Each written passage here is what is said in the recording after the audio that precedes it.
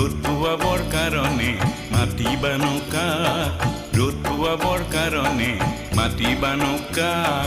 বলাই দেখোন আহিলেই ৰহ দৈৰে যাক লগে লগে লৰি আহিল কেউটিহঁতৰ মাত পাৰ বগাই নামি আহিল ডালিমিৰে যাক